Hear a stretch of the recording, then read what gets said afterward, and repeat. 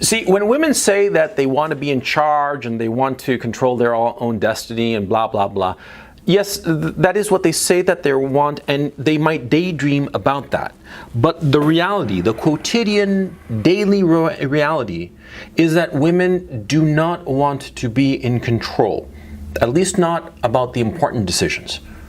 More often than not, you will find that women want a man to take control of the situation, especially when it becomes difficult. When I say difficult, I don't mean when the situation becomes difficult, but rather when the decision becomes difficult, when there is great uncertainty as to the outcome of either path, of either direction, of either one of the decisions. She wants a man to take on that responsibility, and she will happily cede it. She will demand often to take charge of the little decisions, the trivial decisions. Yeah? The trivial decisions like, what kind of house or what neighborhood or something like that. But when it comes to the issue of like, should we move from this city to that other city, she won't know what to do. She'll be tied up in her insecurity and her indecisiveness. And I've seen this in every single woman, no exception. A lot of women who will watch this video will say that, oh no, I make my own decisions. I'm a single mother, for instance, and I make my own decisions and blah, blah, blah. Yeah, but that's of necessity. That's the key issue. It's necessity.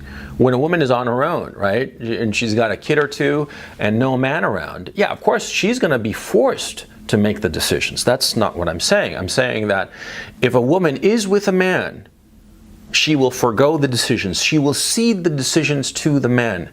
And in point of fact, she will crave for the man to make the decisions. And this is where so many soy boys fail. Because they buy the feminist nonsense that women want to be in control of their own destiny, blah, blah, blah. And so some soy boy has some woman in his life, right? Girlfriend or wife, right? And this cucked out soy boy figures that he should talk to the woman, to his girlfriend or wife, and that they should come to a decision together, right? And so he doesn't want to push the issue, or perhaps he's too afraid, perhaps he himself is too indecisive. And so he tries to get her to make a decision. And he finds that this irritates the woman to no end. It pisses her off. It pisses her off that the guy is shoving the responsibility of the decision onto her shoulders.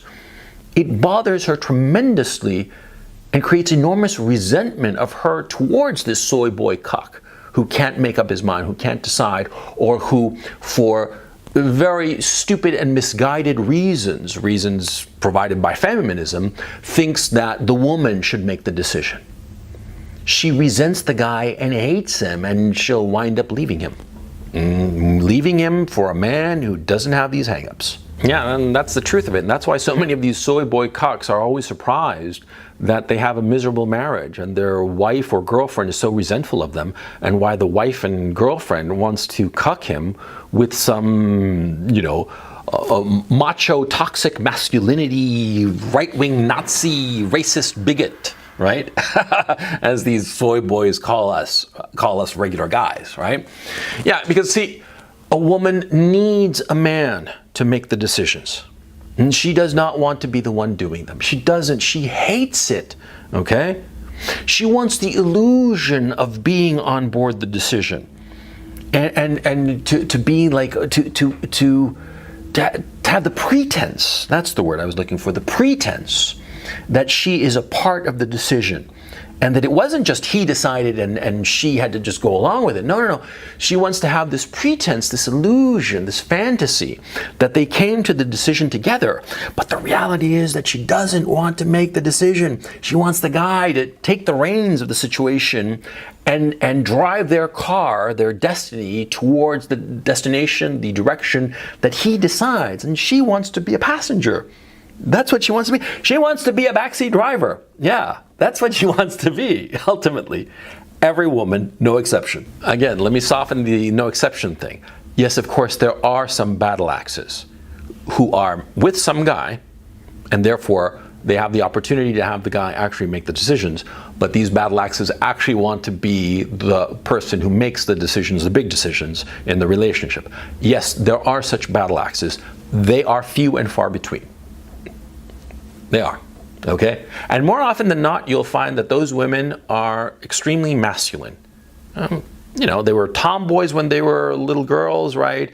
And they were jocks in college, and had a lot of sex. And, they're more masculine than men. I mean, women, rather. The very feminine women, the very feminine, very delicate, the soft face, the whole package, you know what I'm saying, right?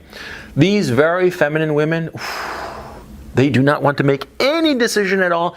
And it can be incredibly frustrating for the guy because they keep saying that they want to participate in the decision. But like I said before, they want the pretense, the illusion, the fantasy that they are participating in the decision-making process, and that the decision itself is not just by the man, that she had serious input, and point of fact, she had a 50-50 say in the decision. She wants that illusion, but not the reality, okay? And so you as a guy who understand this, you have to play to this. And you have to act as if you are bringing her into a decision that you've already made. And how do you do this? Oh, kimosabi, simplicity itself. See, what you do is that you present options, right? A possible decision whatsoever. Let's just say, for the sake of argument, that you're living in one town in, say, Syracuse, and there's the possibility of a job in LA and a job in New York City, or better, Kansas City. You're living in Kansas City, and there's a possibility of going to LA, and there's a possibility of going to New York, okay? Now, you do the pros and cons, and you come up to your conclusion. And let's say, for the sake of this conversation, that you decide that New York would be much better, and LA, though it has a lot of pros to it, it has too many cons, or New York has better cons, whatever. But you come up with a decision on your own, without the woman around, of course, and you decide that you should go to New York, right? So how do you handle it with the woman? You go to her and you say the following. You say, honey, there is this possibility of us going to either New York or Los Angeles. But the thing is, see, in Los Angeles, we would spend so much money on cars and on this and that and the other. And in New York, we'd save so much money. And New York is so much more exciting. So much more exciting for you. And there are so many more possibilities for you for your job as cake decorator or whatever the fuck she's doing, right? And there are so many things that you could do in New York, but in Los Angeles, there's nothing. There's nothing. And the only person we know in Los Angeles, the only person we know is Phil and his wife, Peggy. And isn't Peggy such a bitch? And didn't you never like her in college? So why would we move to Los Angeles? I don't know. I think that maybe New York is the right decision. What do you think? You see? You manipulate her. That's what you do. You guide her in the direction of the decision you want to have made. And then she'll be able to say, yeah, I joined the decision. I helped in the decision-making process. Yeah, we're partners in our relationship. We're equal partners. Yeah, that's what you do. Because women want the illusion. They don't want the reality. And she is going to convince herself that her input and everything that she said was instrumental in the decision to move to New York instead of LA. Yeah. She'll go on and on and on about how she gave so much input and because you asked her what she thought, but you'd already made up. You get the point. See, I don't have to elaborate it. Yeah, that's how you maneuver women. Yeah, and you have to maneuver them. See, I mean, like you, I grew up with this illusion that men and women were independent agents, right? And everybody was an individual and all the rest of it, and that women were the equal of men and so on and so forth. And women have a lot of things going for them, okay? They have a lot of things that men do not have, and a lot of great qualities that men do not have. Compassion, empathy, this, that, the other, all kinds of stuff that, that we don't have. But women do not have a capacity to make a decision. They're great at committees. And committees, what are committees? Committees are a way to mushy the decision so that no decision is ever made, or the safest possible decision is made, right? Women are great at that crap, right? But in terms of leadership, real leadership, women suck at it. There is a reason that in history there are exceptions you can count on one hand of effective female leaders. Going back, you got Margaret Thatcher, you had, what's her name, the Prime Minister of Israel, her name slips my mind right now. You had Queen Elizabeth I. Who else? Huh? You see my point? Yeah. And men, Napoleon, Patton, FDR, Stalin, Churchill, Hitler, all kinds of people who could make decisions and lead. Women aren't good at that, okay? And so we shouldn't be forcing them to. We shouldn't be forcing them to be something that they are not. And this is what feminism insists upon, by the way. Yeah, it insists on women taking up a role that they do not want. In every single serious relationship I have ever had, every single one, there came a point in time where the woman basically said, oh, you decide for us. And I was all convinced that, I had to make it be a co-decision, right? Idiot me. But I thought so. But no, they don't want that. They don't want that at all. And they hate the guy who forces them to make the decision. And by the way, this starts from the very first date you have with the girl. Yeah. For instance, you meet some girl, it doesn't matter how, you meet some girl and you call her up, text her, whatnot, this, that, the other, and you decide that you're going to go on a date, right? She wants you to make the decision where to go. She wants you to be clear, we're going this way, okay? And for many women, not all women, okay? I mean, I would say, about 40%. Okay, 40% of women view that first date and view how decisive a man is insofar as going to a certain place. They view it as a compliance test as to whether the guy is very decisive. Okay, it could be that there are other signals that you're putting out that shows that you're extremely decisive, and so when you go out on your first date, you're indifferent as to whether you're going to go to this restaurant or that bowling alley or whatever the fuck, right? But many times, if you are very indecisive, or let me put it this way, if you express indecisiveness as to where to go on the first date, okay, first or second or fifth date, right, just early in the relationship, if you show too much indecisiveness and should we go here, should we go there, it's going to be a huge turnoff to her. She's not going to want to be around you, okay? She'll want you to be decisive, and she won't mind going to a crappy place so long as you made the forceful and direct decision to go to this crappy place.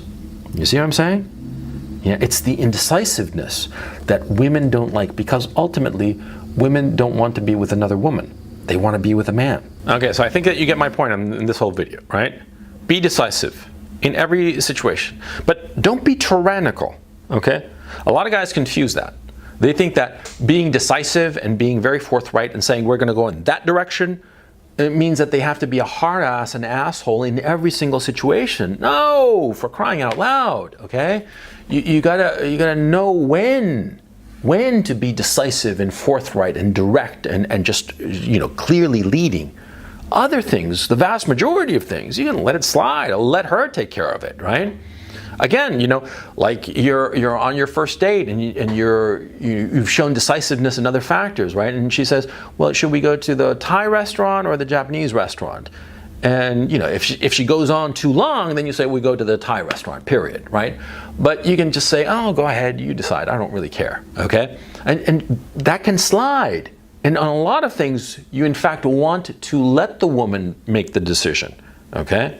You cannot be this hard ass who's totally controlling a woman every second of the day, because she's going to hate you. Because nobody wants to be under the thumb of a dictator who tells her what to do every single second of the day. She doesn't want that. She will resent that, right? But on the big decisions, that's what I'm talking about. On the big decisions of the relationship, you know what you're doing. You better think it through, have clear decisions. And if you need to, quote unquote, talk with her about it, if you need to sort of come to an agreement, because it's a big decision, like the hypothetical I gave before of moving to LA or New York, right? You have to have your ducks in a row and give her the illusion, but always be the one who's actually making the decisions, because you'll be happier and she will be happier.